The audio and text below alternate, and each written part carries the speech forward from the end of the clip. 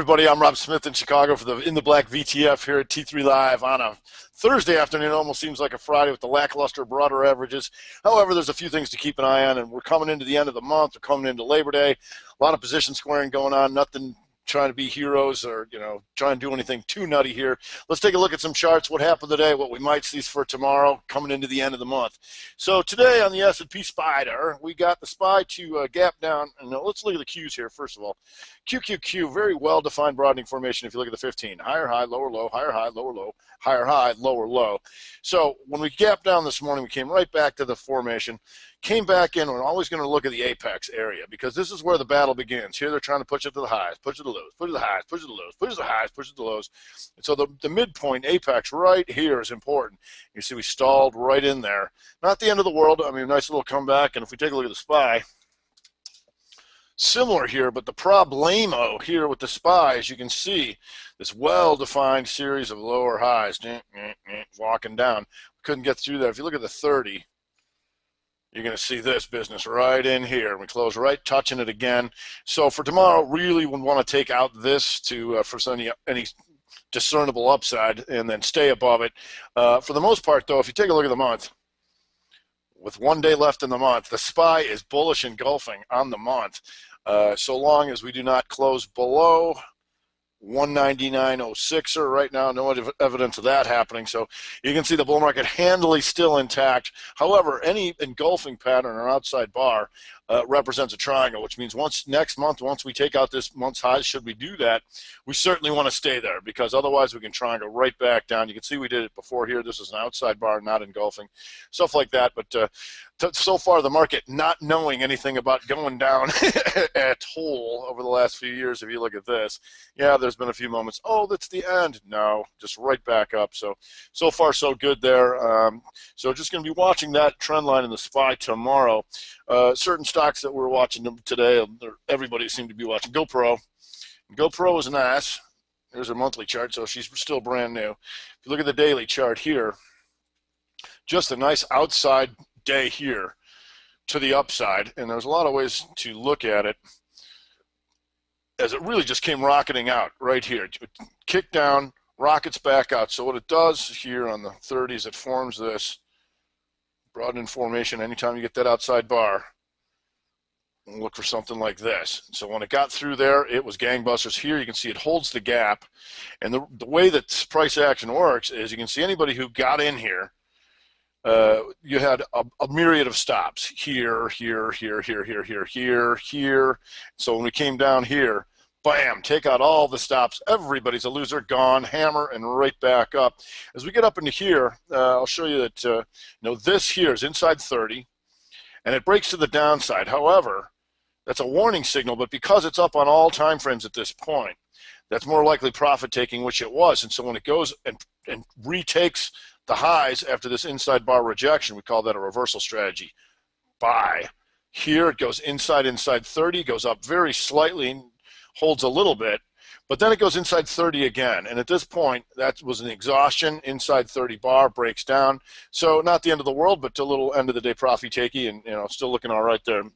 The other one we're looking at is Twitter. Everybody loves good Twitter, and Twitter is a good example of another pattern that I look for called a momentum hammer. And you can see a small one here and a bigger one here. And the way that these form and what they represent are important and can be an important tool for you to look for. Oftentimes people are trained to look for hammers on the bottom, say here. But when they occur within a trend, they can be equally as powerful, if not more, because of what they represent. And in this case, strong day, backs off a little bit and comes back towards the highs. And on the next day here, anybody who shorted in here and was hoping this was a partial rollover, got this little bit in here, didn't cover, comes back up, all the stops go right here. Bam, take them out. Another day, you got more guys in there short, yet another day like that. Everybody had a chance to cover, they didn't. Goes back up, where are the stops? Right here, bam. And so oftentimes, as you'll see like today, on this day it certainly did not, but today, if we don't get any new real buying, which is not to be unexpected on coming into a holiday weekend, it might fade during the afternoon, and indeed it did. So you got that 30 down here, and not the end of the world, still within this range in here. But this is the power of all the stops getting taken out here, bam, bam, bam, bam, and then without new buyers coming into the market, just kind of stabilizes up in here. So no harm, no foul there, but still looking good. We do have some news earnings out of SPLK here, and this thing's ripping up through 50 bucks right now to Spilkus. So here you can see there's an inside day down, and now coming up into here, and we'll see at this higher level here, 51, or the triangle up towards 54, an old triangle here around 52 and change tomorrow. So that news coming out just after the bell. You know, a lot of people like to look for stocks that are coming down to try and try and buy the lows and the dips, and that's fine. However, oftentimes you'll hear me talk about natural buying and selling during the day, and so when you'll see the futures flat, we're looking at stocks that are really on the move one way or the other because they're not getting any futures help. There's obviously at least one strong buyer in here, and something like this, this is what you're going to look for.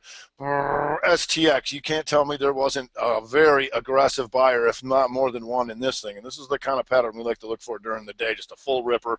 Another thing like a momentum name like SLCA, and you can see stuff like this. I'm like, I ain't touching this thing. I'm like, yes, you are. She's on the move, baby. Go. Another EMES, another one. That's the kind of stuff you like to keep seeing going. If we take a look at W day here, as we come into the end of the month, one of the important things that I talk about is inside bars, and when you're trading something, ideally you want to trade something that is not an inside bar on longer term time frames. And obviously on the longer term time frames, you can have enough play in there, depending on the volatility of the name, to still make shorter term moves, and that's fine. But if you notice here, this is inside. This has been beautiful in W. Inside month peak, inside month up, now going inside month again. But until today, if you would have looked at it, not on a monthly chart, you would have said, oh, the trend is higher, it's looking good, right? But because it's still inside, it's forming that equilibrium that needs to break.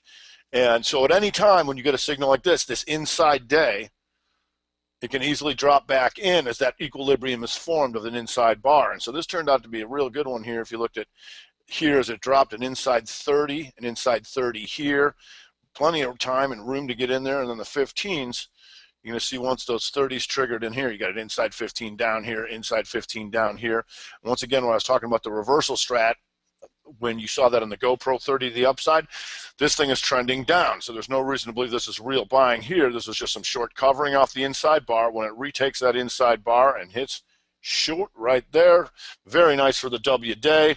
For tomorrow, obviously we're position scoring at the end of the month, long weekend coming up, but a few inside days I'm going to be looking at tomorrow would be Yahoo here, and Yahoo just an inside day above this trend, trying to expand this triangle and move higher. We've got GILD. The great thing about GILD, at this point, could either just inside day here, rest before ripping again, or end of the month Friday profit taken, and that could be a nice move in this thing too. Another important thing about looking at monthly charts is 1 week or a week and a half into the month, you start seeing something turn bright green or red, you know that baby's in play.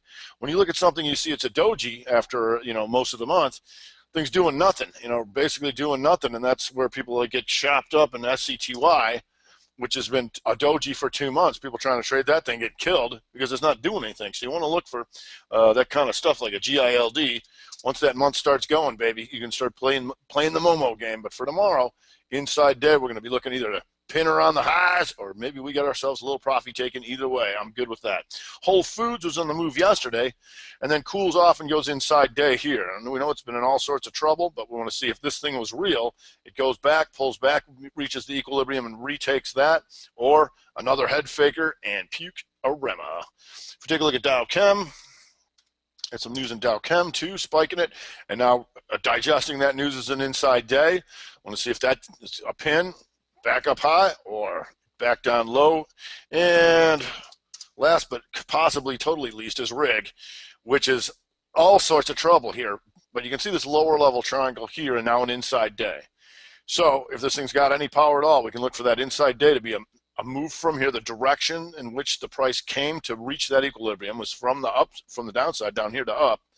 So we're going to see if we go up, sideways measured move and really get that thing going, or it's back to the old riggy and backing down. So, like I said, it is summertime here, and it is the end of summer, kind of, not technically, but mentally when we come into September.